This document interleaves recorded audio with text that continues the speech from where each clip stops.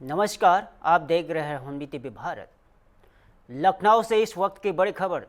मुख्यमंत्री योगी आदित्यनाथ ने आज जनता दर्शन कार्यक्रम में बड़ी संख्या में पहुंचे फरियादियों की समस्या सुनी और कार्यक्रम के दौरान सीएम योगी ने एक एक कर सभी फरियादियों की शिकायतें सुनी और अधिकारियों को त्वरित निस्तारण के निर्देश दिए गए। जनता दर्शन के दौरान प्रशासन के आला अधिकारी भी मौजूद रहे और शिकायतों के समाधान की प्रक्रिया तुरंत शुरू कर दी गई है। सरकार का दावा है कि आम जनता की समस्याओं का समय रहते निपटारा करना उनकी प्राथमिकता है।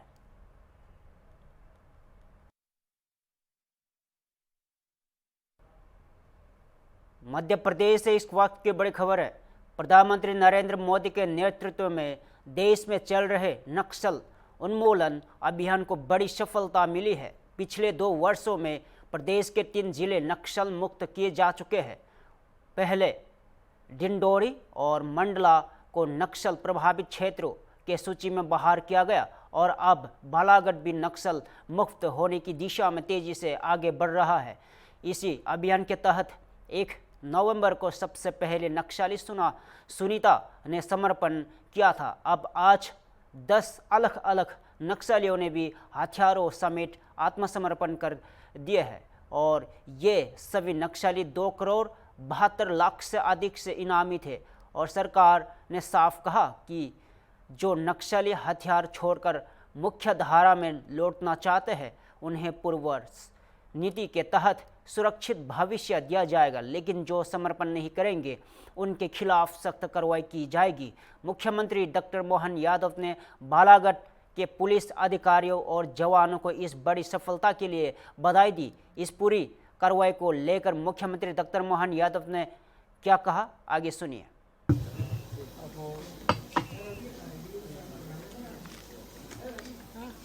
यशस्वी प्रधानमंत्री श्रीमान नरेंद्र मोदी जी के नेतृत्व में और माननीय गृह मंत्री जी के मार्गदर्शन में देश भर में नक्सल के खिलाफ जो मुहिम चलाई है, मध्य प्रदेश सरकार भी डे फर्स्ट से इसी दिशा में लगातार आगे बढ़ी है। विगत 2 वर्ष में हमारे 3 जिले मोटे तौर पर नक्सल प्रभावित माने जाते थे, डिंडोरी, मंडला, बालाघाट। बीते वर्ष में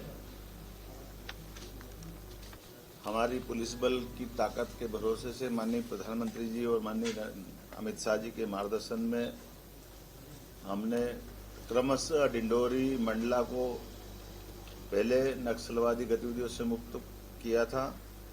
बाद में बालाघाट की भी गंभीरता के मामले में लगातार सफलता के बलबूते पर, जिसके कारण से अकेले 2025 में 10 हार्डकोर नक्सलियों को मारने का रिकॉर्ड मध्य प्रदेश पुलिस ने बनाया है। इसी का परिणाम रहा कि लगातार सतत महाराष्ट्र हो, मध्य प्रदेश हो, छत्तीसगढ़ हो, जहां भी नक्सली मूवमेंट चल रहा है, लगातार सब संयुक्त प्रयास के आधार पर 1 नवंबर को सुनीता ने हमारे यहाँ सरेंडर किया। ये पहला सरेंडर था जिसको 17.5 लाख का नाम उस पे था। आज 10 अलग अलग नक्सलियों ने, जिनके ऊपर क्रमशः 62 लाख का इनाम तो सुरेंद्र, कबीर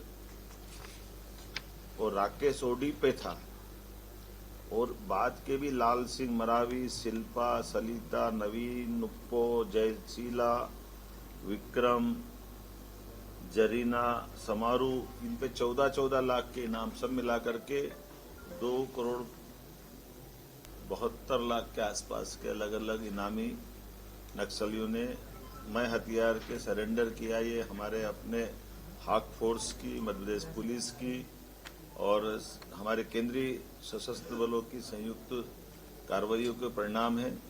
और इसके बाद हमारा यहाँ क्रमशः ये मान के चले कि अब एक तरह से कान्हा भी हमारा नक्सलाइट मूवमेंट से फ्री हुआ है।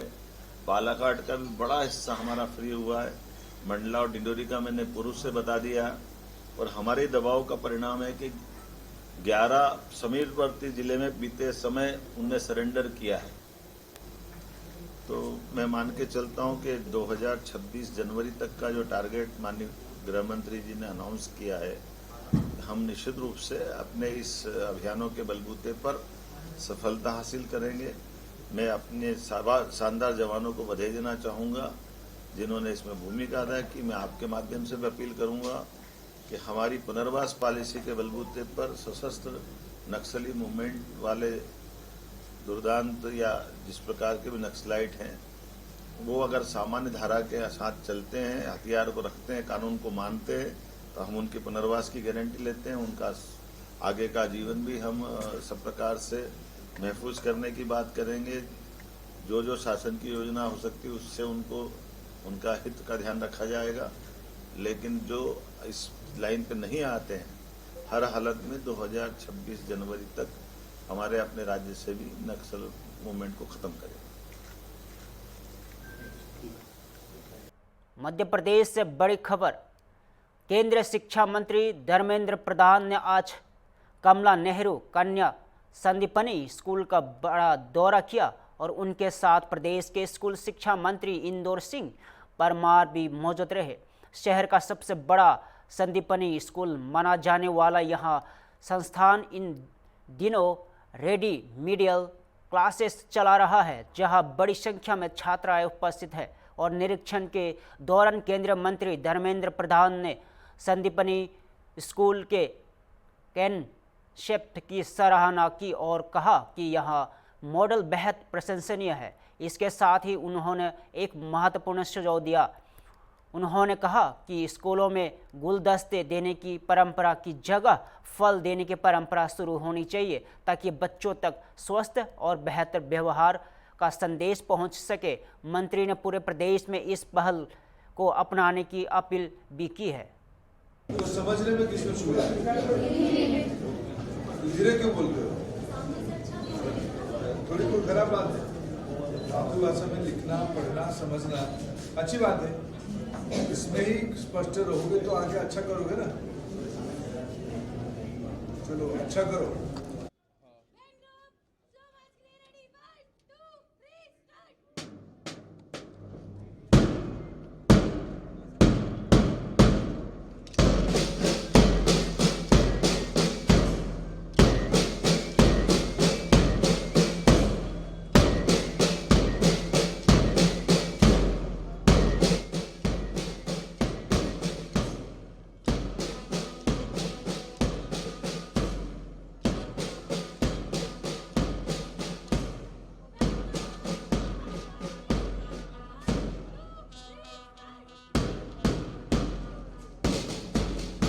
देखिए, मध्य प्रदेश शासन ने इन दिनों में संदीपनी आदर्श स्कूल सब प्रतिष्ठा किया है। मेरे को आज अवसर मिला, मैं भोपाल के दौरे में आने के अवसर पे इस कमला नेहरू शासकीय संदीपनी स्कूल को देखने का अवसर मिला। बहुत अच्छा स्कूल बन के उभर रहा है। ऐसे तो स्कूल बहुत पुराना स्कूल है, गुणात्मक स्कूल था ही, लेकिन जब से मध्य प्रदेश शासन ने संदीपनी व्यवस्था को उससे सब जोड़ा है, बाल बाटिका 1 से लेके 12वीं तक या 14 कक्षा की अमूमन 3-4 सेक्शन की पढ़ाई होती है। रिजल्ट भी अच्छे होते हैं। पढ़ाई के अलावा बच्चियों की व्यक्तित्व विकास हो, इनकी साइंस, इनकी आर्ट्स, इनकी कल्चर, इनकी स्पोर्ट्स, इनकी डांस, इनकी मैथमेटिक्स ओलंपियाड। अभी मैं कुछ अभिभावकों को मिल के आया, अभिभावक बहुत खुश थे कि स्कूल में पढ़ने वाले बच्चे सब गरीब और मध्यवर्गीय परिवार के बच्चे होते हैं। मैं धन्यवाद दूंगा मध्य प्रदेश शासन के मुख्यमंत्री जी को, तमाम मंत्री परिषद के साथियों को और सभी अधिकारियों को, विशेष करके स्कूल की टीचर्स को। इन सबकी मेहनत से हमारी देश की नई पीढ़ी उनकी सुयोग्य हाथों में से तैयार हो रही है। आने वाले दिनों में प्रधानमंत्री नरेंद्र मोदी जी की सपना है भारत की सरकारी स्कूलों के बच्चों को अत्याधुनिक टेक्नोलॉजी से आधारित शिक्षा दिया जाए, AI एनेबल्ड शिक्षा दिया जाए, उसकी व्यवस्था भी की जा रही है। आज मैंने एक सार्वजनिक रूप में शिक्षा परिवार को निवेदन किया, ये जो सरकारी कार्यक्रम में गुलदस्ता दिया जाते फूलों की, उसकी बदले अगर फूल की बदले फलों की टुकड़ी दिया जाए, उतने ही पैसे में राज्य में एक जन आंदोलन होगी, देश में जन आंदोलन होगी न्यूट्रिशन के बारे में, पोषण के बारे में बच्चों को ध्यान दिया जाएगा। आज मेरे को यहाँ हमारे स्थानीय परिषद अनीता दीदी और हमारे भगवान दास जी ने दोनों ने आश्वस्त किया है इस इलाका में सभी सरकारी स्कूलों में बच्चों को निरंतर रूप में जो कर पाएंगे वो तो सामाजिक आंदोलन करना पड़ेगा। मैं आपके माध्यम से भोपाल की सभी भाई बहनों को और मध्य प्रदेश की सभी भाई बहनों को निवेदन करता हूं, प्रधानमंत्री जी ने देश की बच्चों की पोषण के बारे में ध्यान दिया है, हम सब मिलके इसको सफल बनाएं। सर, बीआईटी यूनिवर्सिटी है ये भोपाल में, उसमें 4000 छात्र आंदोलित हुए, आग देने की घटना हुई, क्या केंद्र सरकार? हाँ, मैं देखूंगा। सर, सीबीएसई स्कूलों की फीस को लेकर सरकार कुछ फैसला लेगी? कई पेरेंट्स नहीं, सरकारी स्कूलों में तो मुफ्त फीस, सरकारी स्कूलों में कोई फीस नहीं। सर, ये सांगठनिक मॉडल और कहीं लागू करेंगे? भोपाल से बड़ी खबर। केंद्रीय शिक्षा मंत्री धर्मेंद्र प्रधान और मुख्यमंत्री डॉक्टर मोहन यादव ने आज शिक्षा सुधारों पर महत्वपूर्ण संबोधन दिया है। अपने संबोधन में मंत्री धर्मेंद्र प्रधान ने कहा कि नई राष्ट्रीय शिक्षा नीति भारत की सभ्यता, संस्कृति और वैज्ञानिकता पर आधारित है। उन्होंने बताया है कि देश में कुल 30 करोड़ विद्यार्थी हैं, जिनमें से मध्य प्रदेश में 1.35 करोड़ स्कूल शिक्षा के और 1.27 करोड़ विद्यार्थी उच्च शिक्षा में जुड़े हैं। और मध्य प्रदेश को उन्होंने शैक्षणिक प्रयोगशाला बताते हुए कहा कि राज्य में बाल वाटिका से 8वीं तक एक समान सिलेबस तैयार किया गया है। हालांकि उन्होंने यहाँ भी कहा कि विज्ञान के क्षेत्र में प्रगति के बावजूद 40% बच्चों के प्रदर्शन में अभी सुधार की आवश्यकता है। वहीं मुख्यमंत्री डॉक्टर मोहन यादव ने कहा कि शिक्षा भारत की असली पहचान है और सबसे पहले नई शिक्षा नीति को लागू करने का निर्णय भी मध्य प्रदेश ने लिया था। और सीएम ने बताया कि अब प्रदेश में कुलपतियों को कुलगुरु बनाने का निर्णय लागू किया जा रहा है। उन्होंने भगवान राम, कृष्ण, विक्रमादित्य और राजा भोज के आदर्शों का उल्लेख करते हुए कहा कि चुनौतियों में स्वीकार करने से ही उत्कृष्ट परिणाम आते हैं। सीएम ने पूर्व सरकार पर आरोप लगाते हुए कहा कि कांग्रेस के शासन में कागजी डिग्रियों बांटकर युवाओं का भविष्य खराब किया गया था, जबकि आज भारत हर क्षेत्र में आगे बढ़ रहा है। उन्होंने बताया कि प्रदेश में 55 एक्सीलेंस कॉलेज खोले जा चुके हैं और मुख्यमंत्री डॉक्टर मोहन यादव ने कहा है कि शिक्षा भारत की आत्मा और नई शिक्षा नीति को सबसे पहले अपनाने का श्रेय भी मध्य प्रदेश को जाता है। उन्होंने कहा है कि प्रदेश में 55 एक्सीलेंस कॉलेज संचालित किए जा रहे हैं और कुलपतियों का कुलगुरु बनाकर पारंपरिक भारतीय शिक्षा मूल्यों को पुनर्जीवित किया जा रहा है। और माननीय शिक्षा मंत्री ने विस्तार से सारी बातें कही है और इस अवसर पर हमारे माननीय अतुल कोठारी जी और समस्त हमारे माननीय आगंतुक अतिथिगण जो आज कार्यशाला में अपना अपना मार्गदर्शन देंगे, मुझे भी इस बात की प्रसन्नता भी है। और ये हमारी सनातन काल की शिक्षा के माध्यम से दुनिया में भारत की पहचान, जब हम अपने वसुदेव कुटुंबकम के उस भाव की तरफ देखते हैं तो अतीत के उस गौरवशाली पृष्ठ में भारत दुनिया में कुलगुरु के नाते से जाना जाता है। और कुलगुरु की जब हम बात कहेंगे तो कुलगुरु का तात्पर्य हम अपने नियंता नहीं, अधिष्ठाता नहीं, हमारे जीवन की अच्छाइयों के साथ जोड़ करके जीवन में अंधेरे से प्रकाश की ओर ले जाने वाले मार्ग के माध्यम से हम गुरु की उस महत्ता को नमन करते हैं। मुझे इस बात की प्रसन्नता है माननीय शिक्षा मंत्री जी, हमारे इसी भाव के आधार पर शिक्षा नीति भी हमने सबसे पहले लागू की और कुलपतियों के नाम बदलकर कुलगुरु करने का भी अभियान हमारे राज्य में प्रारंभ किया है। जब हम अपने उस उदात्त भाव की तरफ ले जाते हैं तो शब्दों की भी अपनी महत्ता है और शब्दों की महत्ता से हम वो सब कुछ जोड़ना चाहते हैं जिसके माध्यम से शिक्षा के आधार पर व्यक्ति के जीवन में बदलाव आएगा।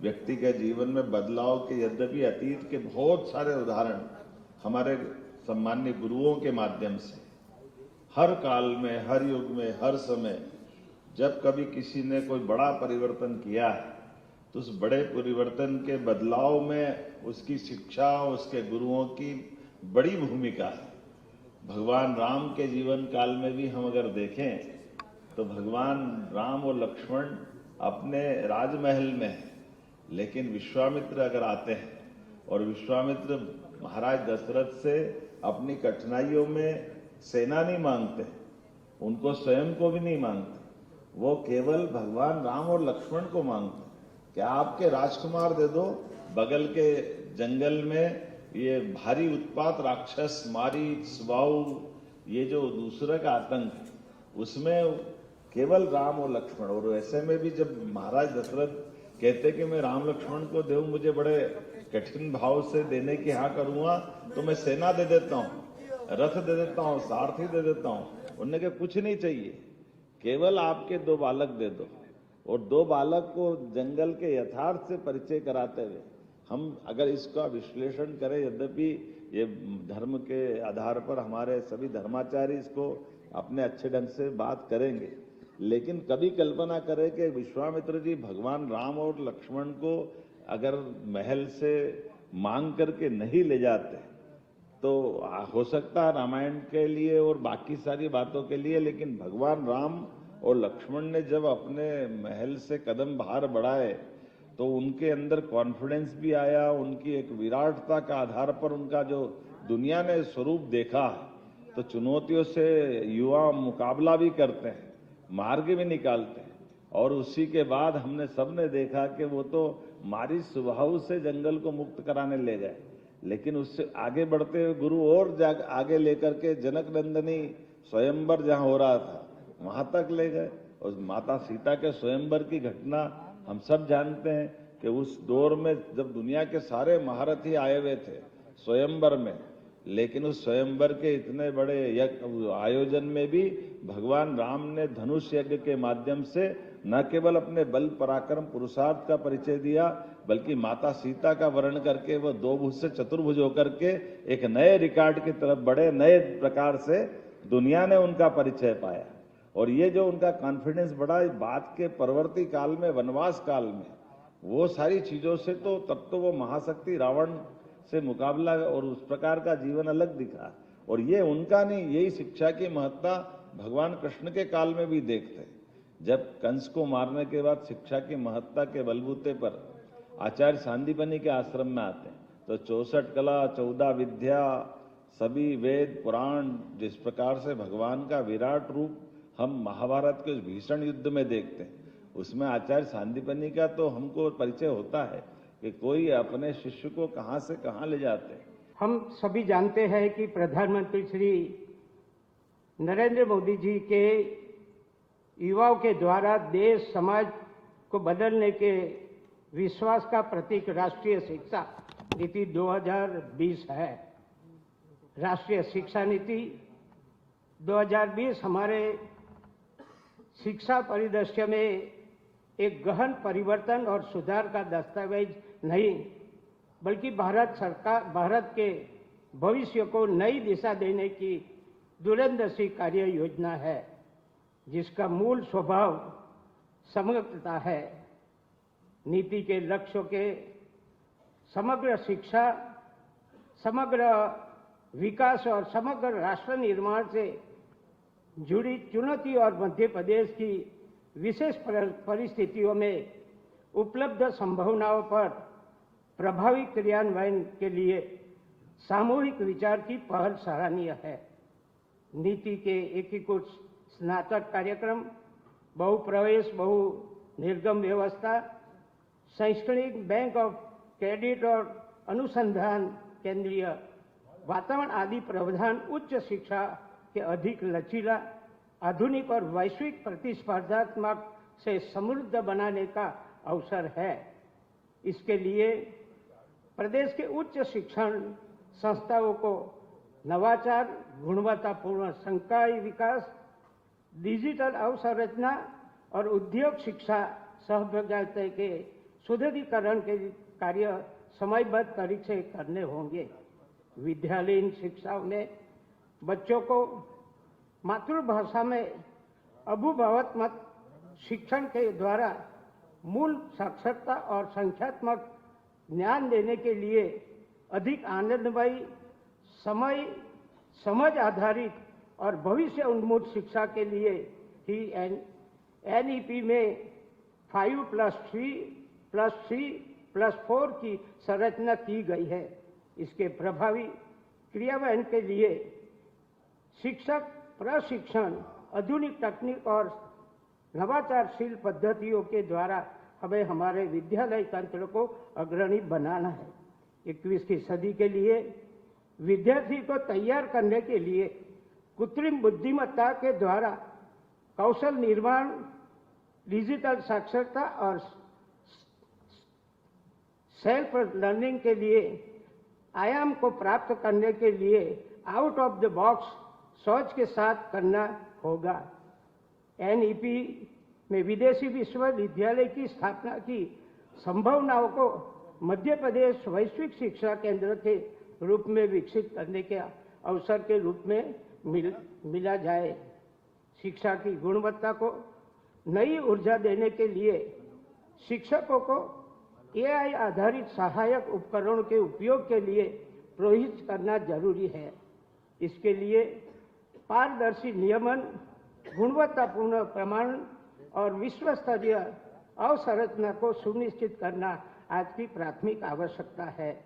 हमें ये भी समझना होगा कि नीति का सफल क्रियान्वयन केवल प्रासंगिक कदम नहीं बल्कि एक संयुक्त राष्ट्रीय प्रयास है। सही दिशा, स्पष्ट लक्ष्य और समन्वित कार्य संस्कृति के माध्यम से मध्य प्रदेश को शिक्षा परिवर्तन की दिशा में देश का अग्रणी राज्य बनाना होगा।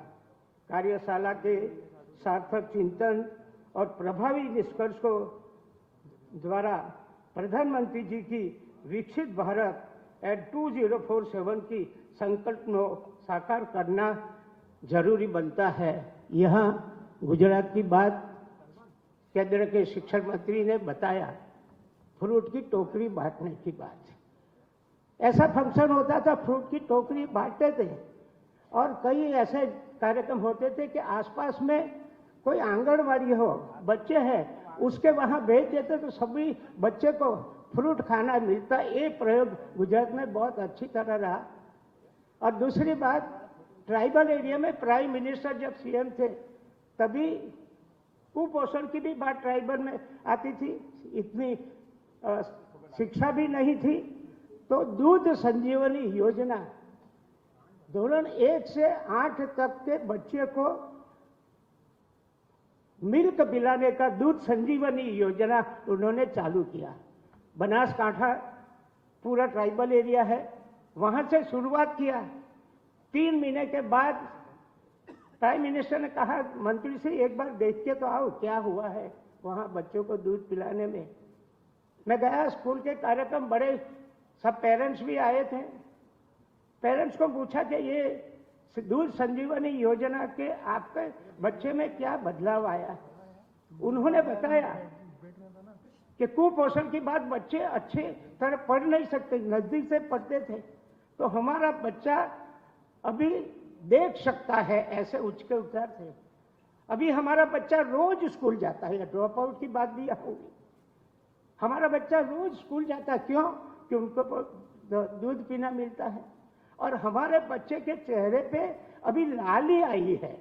कितना बड़ा बदलाव, एक सोच में कैसे प्रगति होती है ये हमने देखा है। यहाँ शिक्षा मंत्री ने, केंद्र के शिक्षा मंत्री ने शिक्षा जगत की कई वास्तविकता बात किया है।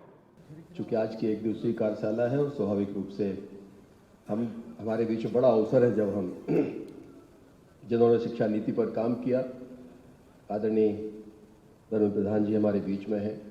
स्वाभाविक रूप से शुरुआत से लेकर आज तक के उनके अनुभव, माननीय प्रधानमंत्री जी की मंशा को पेपर पर उतार कर उसको नीचे तक भेजने का उनका जो परिश्रम है, संघर्ष शब्द तो ठीक नहीं है लेकिन बहुत कड़ी मेहनत हम लोगों ने बहुत नज़दीक से देखा है। आपने बहुत कितने तरह के सेमिनार्स करके, कितनी तरह की वर्कशॉप के बाद ये नीति इस देश में आई और आज पूरे भारत में हर राज्य में इस पर काफ़ी काम भी हो रहा है और निचले स्तर पर उसके परिणाम भी परिलक्षित हो रहे हैं।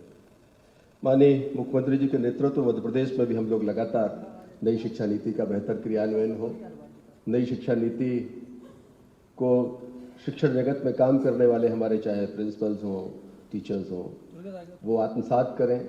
जब वो आत्मसात करेंगे तब उसके बाद बेहतर उसके परिणाम बच्चों के बीच में हम लेकर आ पाएंगे।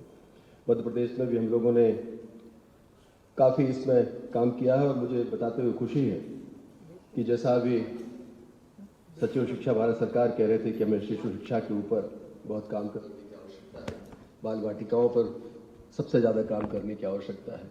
ये एक ऐसा क्षेत्र है जहाँ पर हमें प्राइवेट इंस्टीट्यूशन से कंपटीशन मिलता है।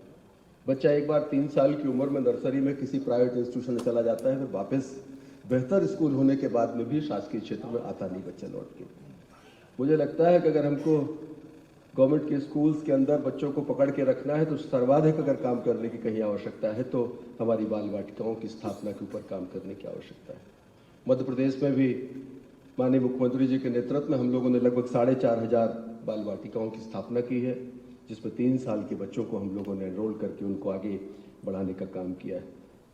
हम लोग त्रिभाषा फार्मूला उस पर भी काम कर रहे हैं और लगातार जनजाति हमारे जो विकास खंड हैं 49 जनजातीय विकास खंडों में हम लोगों ने जो त्रिभाषा फार्मूला के तहत जो किताबें हैं वो नीचे उपलब्ध कराने का हमने काम किया। हम लोग ओपन स्कूल के माध्यम से जो बच्चे पढ़ाई से वंचित रह जाते हैं उनको राज्य मुख्य शिक्षा बोर्ड के माध्यम से भी उनको विद्यादान कराने का हम काम कर रहे हैं। मुझे बताते हुए खुशी है कि पिछले 2 वर्षों में ड्रॉप आउट में मध्य प्रदेश में गिरावट आई है। हम उसमें कहीं ना कहीं बच्चों को ट्रैक करने में कामयाब हुए हैं। निपुण भारत के तहत भी हम लोगों ने जो आधारभूत संरचना है और संख्या ज्ञान की दृष्टि से भी सभी प्राइमरी स्कूल्स में हम लोग काम कर रहे हैं। FLN में भी उसके कार्यक्रम को संचालित किया जा रहा है। सबसे महत्वपूर्ण है कि बच्चों को हमारे शासकीय स्कूलों में बच्चे अध्ययन करें। उनका शासकीय स्कूलों से जो खासकर पालकों का मोहभंग हुआ था उसको दोबारा से कैसे उनका भरोसा हम स्थापित कर सकें, इसके लिए हम लोग माननीय मुख्यमंत्री जी के नेतृत्व में अनेक योजनाएं इस प्रदेश में चला रहे हैं। हमारे जो हायर सेकेंडरी के टॉपर्स हैं उन बच्चों को शायद मध्य प्रदेश अकेला ऐसा राज्य जहां हम उन्हें स्कूटी देकर उन बच्चों का सम्मान करते हैं और शासकीय स्कूल में बेहतर संसाधन के साथ पढ़ने के लिए हम उन्हें प्रेरित करते हैं। करता हूँ। हम सब जानते हैं कि मध्य प्रदेश उन अग्रणी राज्यों में रहा है जहां पर हमने राष्ट्रीय शिक्षा नीति का क्रियान्वयन का काम प्रारंभ किया गया था और इसलिए कई क्षेत्रों में हम आगे काम करने में सफल हुए हैं। हमने भारतीय ज्ञान परंपरा को सम्मिलित करने का बड़ा निर्णय किया और नए जो सिलेबस बने हमारे उस सब में भारतीय ज्ञान परंपरा के साथ में राष्ट्रीय शिक्षा नीति के परिप्रेक्ष्य में जो परिवर्तन होना था, बदलाव होना था, वो हमारे एक्सपर्ट लोगों ने बनाने का काम किया है। सेंट्रल बोर्ड ऑफ स्टडीज ने सब पूरा काम करके प्रथम वर्ष के सिलेबस को बनाया है और पुस्तकें लिखने का काम चल रहा है। हम जानते रोजगारोन्मुखी शिक्षा को बढ़ावा देते हुए हमने 7 सेक्टर स्किल काउंसिलिंग के सहयोग से 10 अप्रेंटिसशिप एम्बेडेड डिग्री प्रोग्राम प्रारंभ किए हैं। 6 विश्वविद्यालयों एवं 18 स्वायत्त महाविद्यालयों में BSc कृषि पाठ्यक्रम प्रारंभ किए हैं। प्रौद्योगिकी आधारित शिक्षा को प्रोत्साहित करने हेतु IIT दिल्ली के साथ MOU के माध्यम से AI और फिनटेक के प्रमाण पत्र कोर्स प्रारंभ किए हैं। राज्य के सभी 56 जिला मुख्यालयों में प्रधानमंत्री उत्कृष्ट महाविद्यालय स्थापित कर उन्हें पूर्णतः मल्टी डिसिप्लिनरी स्वरूप प्रदान किया गया है। डिजी लॉकर की जो व्यवस्था की वो बहुत तेज गति से उस पर काम हुआ है। स्वशासी महाविद्यालय की श्रृंखला तैयार कर उसके माध्यम से स्वायत्तता बढ़ाने हेतु योग्य महाविद्यालय को डीम्ड टू बी यूनिवर्सिटी का दर्जा दिलाने का कार्य कर रहे हैं। मानव संसाधन विकास राज्य की सर्वोच्च प्राथमिकताओं में से एक है। इसके लिए 56 प्रशिक्षण कार्यक्रम आयोजित किए गए हैं, आगे भी जारी रखेंगे। भारत सरकार के शिक्षा मंत्रालय द्वारा स्वयं पोर्टल पर कोर्सेज एंड लेक्चर्स निर्मित किए गए थे जो कि अत्यंत महत्वपूर्ण उपयोगी है कि अधिकतर अंग्रेजी कोर्स अंग्रेजी भाषा में होने से मध्य प्रदेश राज्य हिंदी भाषी होने के कारण जो दिक्कतें थी उसको हम हल करने का काम कर रहे हैं। विद्यार्थियों को हिंदी, क्षेत्रीय एवं स्थानीय भाषाओं में सामग्री प्रदान करने के लिए 10 डिजिटल स्टूडियो स्थापित किए गए हैं, जिनके द्वारा अब तक 800 से अधिक व्याख्यान रिकॉर्ड कर विभाग के यूट्यूब चैनल के माध्यम से विद्यार्थियों को उपलब्ध कराए जा चुके हैं। फिलहाल के लिए इतना ही। ताज़ा खबरों के लिए देखते रहिए होम टीवी भारत।